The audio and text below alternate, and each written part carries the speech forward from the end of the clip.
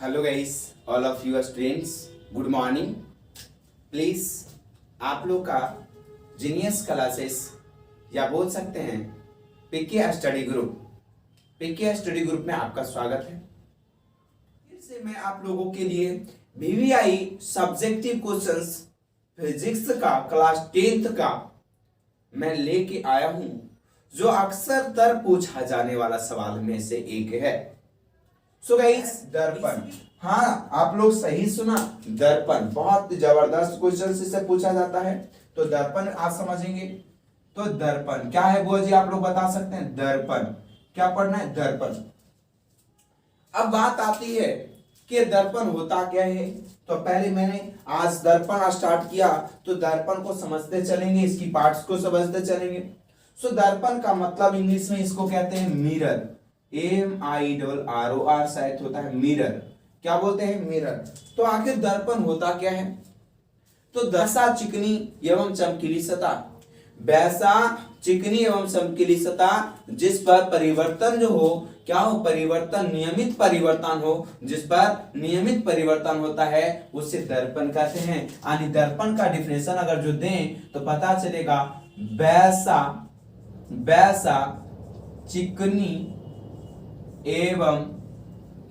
एवं समतल सतह, चिकनी एवं चमकीली, चिकनी एवं चमकीली सतह जिसका परावर्तन नियमित, जिस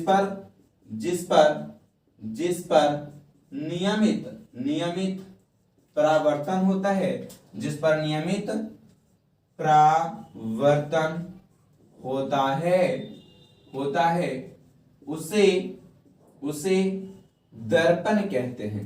क्या कहते हैं बुआ जी? दर्पण कहते हैं। उसे क्या कहते हैं? दर्पण कहते हैं। यानी वैसा चिकनी एवं चमकीली सतह जिस पर नियमित परिवर्तन हो, जिस पर नियमित परिवर्तन होता है, जिस पर क्या होता है? नियमित परावर्तन होता है, उसे क्या कहते हैं? दर्पण कहते हैं। क्या कहते हो? दर्पण। चलिए पिक्चर से समझेंगे कि मान लिया क्या होगा, मतलब कि कोई भी दर्पण हो, यानी कि जिसकी चिकनी मतलब प्लेन, चिकनी मतलब क्या? प्लेन परावर्तक सतह, जिस पर क्या हो कि कोई प्लेन परावर्तक सतह हो, जिस पर क्या हो कि परिवर्तन जो हो, नियमित परिवर्तन हो, मतलब एक दिशा से आता हो तो एक निश्चित दिशा से डायरेक्शन करता हो, निश्चित दिशा से अपने रूप में मुड़ता हो, उस सतह को क्या कहते हैं? यानी इस सतह को क्या कहेंगे? इसी सतह को दर्पण कहेंगे। क्या कहेंगे? दर्पण कहेंगे। चाहे तो आप कोई भी दर्पण ले लो, उत्तल दर्पण ले लो, तो एक सतह क्या करते हो? रंजित करते हो, मतलब रंग देते हो, रंजित करते हैं। तो ये जो नीचे वाले जो पार्ट है, ये तो परावर्तक सतह हो जाता है, ये परावर्तक सतह हो जाता है। लेकिन ये जो इसके भीतरी हिस्सा जो होता है, इसके भीतरी हिस्सा जो होता है, ये वाला जो पार्ट होता है, ये चिकनी है या चमकीली सतह है। जब इस पर प्रकाश की किरणें क्या होती है? आती है। जब यहाँ प्रकाश की किरणें पड़ती है तो एक निश्चित टकराती है, टकरा के एक निश्चित दिशा से क्या होती है? अपने माध्यम में लौट जाती है।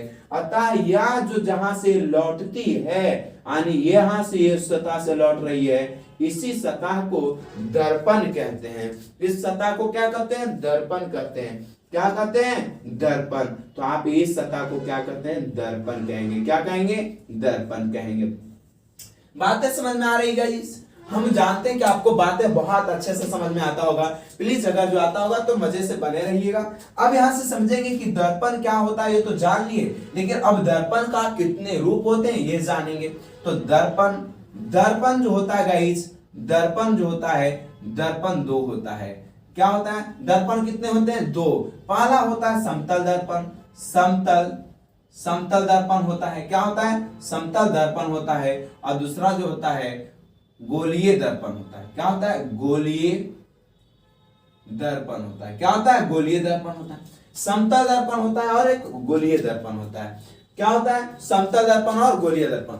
गाइस यार दोनों का तो डिफिनेशन देखेंगे, लेकिन आज समतल दर्पण के बारे में 2 नंबर की जो सब्जेक्टिव क्वेश्चंस आते हैं या 3 नंबर के सब्जेक्टिव क्वेश्चन आते हैं, आज उसको क्लियर करेंगे। और कल जो होगा कल जो वीडियो जो आएगा वो जो वीडियो होगा वो जो गोलीय दर्पण के बारे में होगा, कितना कहाँ पे प्रतिबिंब रखेंगे तो कौन सा कैसा प्रतिबिंब बढ़ेगा, बड़ा बढ़ेगा छोटा बढ़ेगा, इन सारी बातों को मैं कल की वीडियो में देखेंगे। और आज आपको केवल 2-3 नंबर का जो क्वेश्चन आएंगे वो समतल दर्पण से रिलेटेड आएगा। सो गाइस बने रहिए, बहुत अच्छे से आप टोटल वीडियो को जरूर देखिएगा। पहले देखिए टोटल वीडियो की कैसा लगता है, तो आप समझ पाते हैं तो बहुत अच्छा, लाइक सब्सक्राइब कीजिएगा, और नहीं करेगा तो डिसलाइक ठोकर के चले जाइए, लेकिन जरूर देखिए पूरा। अब गाइस यहाँ तो दर्पण तो जान गए, अब दर्पण का कितने रूप होते हैं, 2 रूप। दर्पण को कितने भागों में बांटा गया, 2, समतल दर्पण और गोलीय दर्पण। कितने भागों में, समतल दर्पण और गोलीय दर्पण में। अब लेकिन आपको माइंड में काम कर रहा होगा, क्या लग रहा होगा ना कि कैसे समतल दर्पण क्या होता है, गोलीय दर्पण क्या होता है। सो गाइस आज हम सीखेंगे कि समतल दर्पण क्या होता है, किसे कहते हैं समतल दर्पण। सो गाइस आप लिखेंगे यहाँ समतल, क्या लिख देंगे, समतल दर्पण। क्या लिखेंगे यार, समतल दर्पण लिखेंगे दोस्तों। और ये जैसे आप इंग्लिश में प्लेन मिरर कहते हो, क्या कहते हो, प्लेन मिरर। आप सीधी सीधी बातें जानते हो प्लेन मिरर की बातें को, जिसकी परावर्तक सतह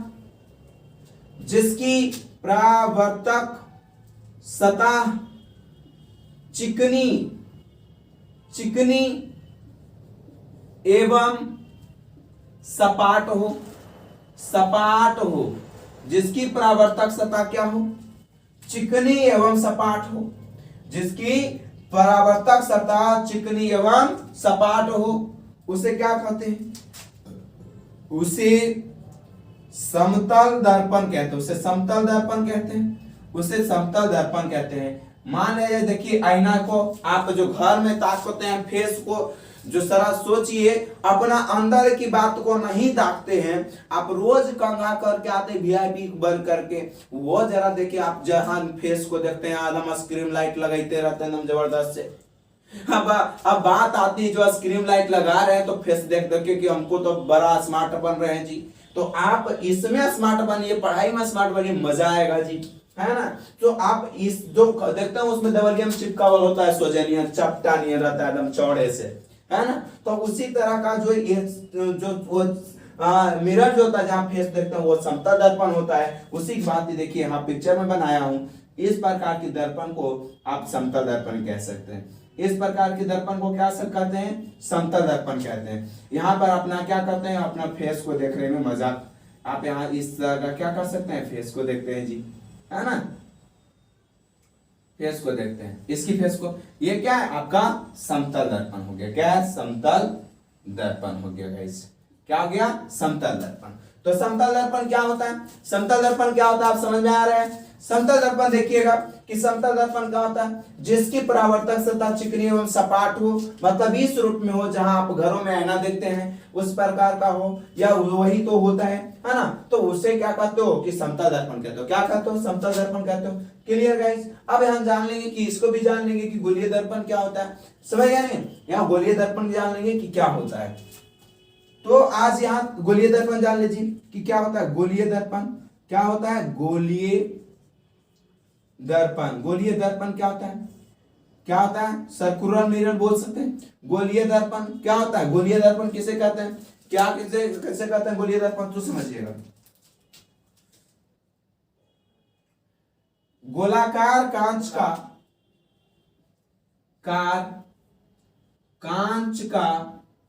गोलाकार कांच का एक भाग होता है जिसकी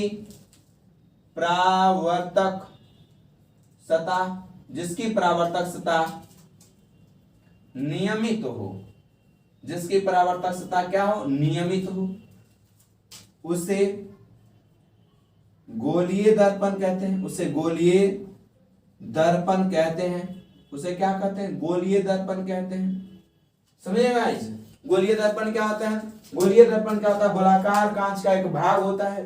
गोलीय दर्पण क्या होता है, गोलाकार कांच का एक भाग होता है जिसकी परावर्तक सतह नियमित हो, क्या हो, जिसकी परावर्तक सतह नियमित हो, उसे गोलीय दर्पण कहते हैं। उसे क्या कहते हैं, गोलीय दर्पण कहते हैं। जैसे आप जानते हो कि एक वृत्त लेते हैं, ये वृत्त में आप जब भी बिना को रंजित किए आप कौन सा दर्पण है पता कर दीजिएगा। हमेशा ये बात ध्यान में रखिएगा कि जब भी कोई दर्पण हो, लेंस हो, तो जब भी सॉरी कोई दर्पण हो तो उसको बाएं तरफ क्या होता है, रजित किया जाता है। किधर किया जाता है, बाएं तरफ। आप इसको काट दीजिए, इस गोलाकार भाग है, गोला लिए अभी बोला ना कि गोलाकार कांच का एक भाग होता है, तो गोलाकार है कोई कांच है, ये गोलाकार कांच है, इसको क्या कहता है, एक भाग है, तो एक भाग मतलब काट दिए, तो आपका कुछ आकृतियां इस प्रकार की बन गई और कुछ आकृतियां इस प्रकार की बन गई। तो आप बाएं तरफ से क्या करो, इसको रंग दो, क्या करो, रंग दो, रंग दिए, और इसको भी बाएं तरफ से क्या कीजिए, रंग दीजिए, क्या कीजिए, रंग दीजिए। आपको कुछ गोलीय दर्पण का पिक्चर बना गया होगा, आप समझ सकते होंगे, अगर जो पढ़े होंगे कहीं तो पता चल गया होगा कि कौन सा लेंस, ये कौन सा दर्पण बन पा रहा है। तो इसलिए इसको गाइस क्या कहते हैं, गोलीय दर्पण कहते हैं कि गोलाकार कांच का एक भाग है, तो देखिए एक भाग है जो नियमित, यहाँ जो अंदर क्या है, चिकनी समतल सतह है, यहाँ क्या है, चिकनी सतह है, क्या है, समतल नहीं बोल सकता है, चिकनी सतह है। और जो आने वाली जो प्रकाश की किरणें हैं गाइस, ये क्या करता है, इधर से प्रकाश की किरणें आएगी तो इधर रिफ्लेक्ट करेगी, तो ये चिकनी सतह पर आने वाली जो प्रकाश की किरणें रिफ्लेक्ट करेगी, और अतः इस प्रकार की दर्पण को हम अवतल दर्पण कहते हैं। क्या कहते हैं, हम अवतल दर्पण कहते हैं। तो गाइस यहाँ बताना यही था कि गोलाकार कांच का एक भाग होता है, तो ये देखिए गोलाकार कांच ले लिए, क्या ले लिए, गोलाकार कांच ले लिए, और इसका क्या होता है, एक भाग होता है जो इस रूप में टूटा जाता है, जिसकी परावर्तक सतह क्या हो, नियमित हो, और इसकी परावर्तक सतह क्या, नियमित है। अतः इस दर्पण को, अतः इस प्रकार के दर्पण को हम गोलीय दर्पण कहेंगे। इस प्रकार के दर्पण को क्या कहेंगे, गोलीय दर्पण कहेंगे। यहां तक में बात क्लियर हो गया। किसी समतल दर्पण, किसी समतल दर्पण के द्वारा प्रतिबिंब का बनना, क्या, प्रतिबिंब का बनना, किसी समतल दर्पण के द्वारा प्रतिबिंब का बनना, ये क्वेश्चन है गाइस। इसकी उत्तर अच्छे से समझिएगा, क्या कहता है उत्तर, समझना, कहता है अब दर्पण में हम लोग क्वेश्चन आएगा, यही आपका 2 नंबर या 3 नंबर प्रश्न में पूछ सकता है। आपको या तो 2 नंबर का क्वेश्चन आ जाए, नहीं तो 3 नंबर का क्वेश्चन आ जाए, आप पक्का ये क्वेश्चन आ सकता है। देखो ऐसा से क्वेश्चन से जो इंपॉर्टेंट हम करवा रहे हैं, हो सकता है इस बार एग्जाम में आ जाए, ऐसा है, लेकिन इसको आप पढ़ लेना, पढ़ना कोई अच्छा, ये गलत तो होगा नहीं, अनपढ़ नहीं करेगा, पढ़ लीजिएगा, मन होगा। देखिए यहां से तो वो कहता क्या है, किसी समतल दर्पण के द्वारा प्रतिबिंब का बनना। आज हम देखेंगे कि किसी समतल दर्पण के द्वारा प्रतिबिंब कैसे बनती है, उसका क्या कंडीशंस होते हैं, सो समझेंगे। इसमें बहुत सारी बातें को भी आप देखना है, तो यहां से समझना क्या कहता क्या है कि किसी समतल दर्पण के सामने रखे गए वस्तु का आभासी प्रतिबिंब, किसी समतल दर्पण, तो ये क्या है, आपका समतल दर्पण है, ये आपका क्या है, समतल दर्पण, समतल दर्पण है। कहता है किसी समतल दर्पण के सामने, कोई समतल दर्पण है ना, किसी समतल दर्पण के सामने मान ले कोई ऑब्जेक्ट को रख दिए हैं, कोई ऑब्जेक्ट को रख दिए, कोई वस्तु को रखे हैं, क्या रखे हैं, कोई वस्तु को रखे हैं। किसी समतल दर्पण के सामने क्या रखे, कोई वस्तु को रखा जाए, तो वस्तु का आभासी प्रतिबिंब, वस्तु का आभासी प्रतिबिंब, आभासी का मतलब क्या होता है, पीछे जो प्रतिबिंब बनता है, जो प्रतिबिंब पीछे बनता हो, काल्पनिक बोल सकते हो इसे, या बोल सकता है जिसका प्रतिबिंब सीधा हो, ये क्या हो, आभासी सीधा हो, वो क्या होता है, ये आभासी कहलाता है। तो आभासी का मतलब जो दर्पण के पीछे बन रहा है, परावर्तक सतह के जो प्रतिबिंब पीछे बन रहा है, परावर्तक सतह के जो प्रतिबिंब पीछे बनता है, उस प्रतिबिंब को आभासी प्रतिबिंब कहते हैं, याद रखिएगा। कहता है किसी समतल दर्पण के सामने रखे गए वस्तु का आभासी प्रतिबिंब, आभासी प्रतिबिंब समतल दर्पण के पीछे उतना ही दूरी पर बनता है। कहता है समतल दर्पण के पीछे उतना ही दूरी पर बनता है जितना दूरी पर वस्तु का समतल दर्पण के आगे हो। मतलब कहता है कि समतल दर्पण में कैसा प्रतिबिंब बनेगा, और प्रतिबिंब कैसे बनेगा, कितना दूरी पे बनेगा। क्वेश्चन पूछेगा कि समतल दर्पण में कितना दूरी पर प्रतिबिंब बनता है। यदि प्रतिबिंब यदि बीम की जो दर्पण के आगे बीम की दूरी 4 सेंटीमीटर है, तो दर्पण के पीछे कितना सेंटीमीटर की दूरी पे होगा। अगर जो ऐसा आपके साथ क्वेश्चन करेगा तो आप चुटकियों में बनाइएगा, देखिएगा, समझिए यहां से। तो आज जो टॉपिक है वो क्या है, किसी समतल दर्पण के सामने रखे गए वस्तु का आभासी प्रतिबिंब। कोई समतल दर्पण है, उसके सामने कोई वस्तु को रखा गया है। क्या रखा गया है, वस्तु रखा गया है। किसी समतल दर्पण के सामने रखे गए वस्तु का आभासी प्रतिबिंब। आभासी प्रतिबिंब देखिए यहां बनेगा उल्टा, आभासी प्रतिबिंब, आभासी प्रतिबिंब समतल दर्पण के पीछे। आभासी प्रतिबिंब जो बनेगा समतल दर्पण के पीछे, समतल दर्पण के पीछे उतना ही दूरी पर बनता है, उतना ही दूरी पर बनता है जितनी दूरी पर वस्तु समतल दर्पण के आगे हो। जितना दूरी पर वस्तु समतल दर्पण के आगे होगा, आभासी इसका आभासी प्रतिबिंब समतल दर्पण के पीछे उतना ही दूरी पर बनेगा। क्या बनेगा, तो आप यहां से एक चीज क्लियर हो गया, एक चीज क्या क्लियर हो गया कि समतल दर्पण में कोई वस्तु का आभासी प्रतिबिंब उतना ही दूरी पर बनता है जितना कि समतल दर्पण के आगे कोई वस्तु रखा हो। मतलब 4 सेंटीमीटर उसके 4 सेंटीमीटर की दूरी पर समतल दर्पण यहाँ खड़ा है और 4 सेंटीमीटर दूरी पर यहाँ कोई वस्तु को रखे, तो इस वस्तु का जो आभासी प्रतिबिंब इसके पीछे बनेगा वो भी कितना दूरी पर बनेगा, ये क्या ना 40 सेंटीमीटर की दूरी पर बनेगा। कितना बनेगा, 40 सेंटीमीटर की दूरी पर बनेगा।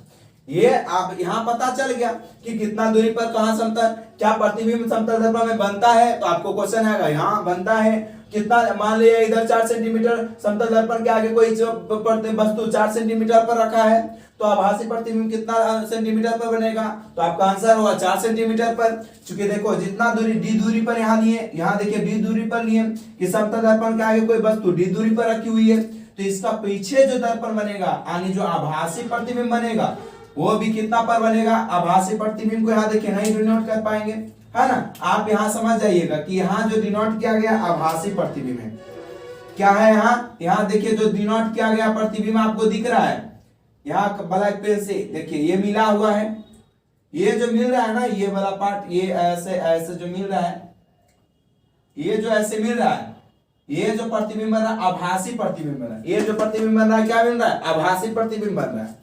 और ये भी देखिए कितना दूरी पर, डी दूरी पर, वस्तु कितना दूरी पर रखे हैं, डी दूरी पर। सो इससे हम याद रखिएगा दिमाग में आराम से, कैसे कि समतल दर्पण, कोई समतल दर्पण बीच में है, समतल दर्पण का जो प्रतिबिंब बनेगा, समतल दर्पण का प्रतिबिंब समतल दर्पण के जितना दूरी पे आगे कोई वस्तु रखा है उसका आभासी प्रतिबिंब उतना ही दूरी पर, आभासी प्रतिबिंब उतना ही दूरी पर बनेगा। इसमें कुछ पॉइंट लिखा है, मतलब वस्तु स्थिर समतल दर्पण की ओर भी वेग से जाता है। मतलब कोई वस्तु है जो स्थिर समतल दर्पण की ओर, स्थिर समतल दर्पण की ओर भी वेग से भागता है, भी वेग से जाता है। मतलब यहाँ कोई दर्पण लगा हुआ है, यहाँ कोई दर्पण रखे हैं समतल दर्पण, और यहाँ से भी वेग से इसमें भागता हुआ है, तो वो जो शीशा है यानी जो समतल दर्पण है उसके पीछे जो आभासी प्रतिबिंब बनेगा वो कितना वेग से वो बढ़ता रहेगा, तो वहां दुगना हो जाता है। यानी इधर भी वेग से बढ़ रहे हैं ये दर्पण की ओर, समतल दर्पण की ओर, तो इसके पीछे जो बनेगा, जो प्रतिबिंब बनेगा वो 2 वेग से बनेगा। कितना वेग बनेगा, 2 वेग। यानी हमारी वेग भी है तो उसकी पीछे की जो आभासी प्रतिबिंब है यानी प्रतिबिंब जो बन रहा है वो कितना वेग होगा, उसका 2 वेग। इधर से हम दौड़ रहे हैं कितने वेग से, भी वेग से, तो प्रतिबिंब में कितना वेग से डिनोट करेगा, 2 वेग से डिनोट करेगा। कितना वेग से, 2 वेग से। समझ रहे बात को अब यहाँ तक बहुत अच्छे से। यहाँ पे नॉमिकल बन सकता है कि कोई समतल दर्पण के आगे कोई वस्तु का वेग 4 सेंटीमीटर हो, कोई समतल दर्पण है और समतल दर्पण के आगे कोई वस्तु का जो वेग है वो 4 सेंटीमीटर हो, 4 सेंटीमीटर वेग से वो दौड़ रहा हो, तो बताएं कि समतल दर्पण के प्रतिबिंब कितने वेग से दौड़ता हुआ प्रतीत होगा। तो आपको आंसर कमेंट बॉक्स में बताइएगा, आंसर कमेंट बॉक्स में बताइएगा। तो दुगना वेग से होगा, दुगना वेग मतलब 8 हो जाएगा। Clear, 8 centimetre. कितना हो जाएगा, 8 सेंटीमीटर। तो यहां तक बातें समझ में आया, फर्स्ट पॉइंट।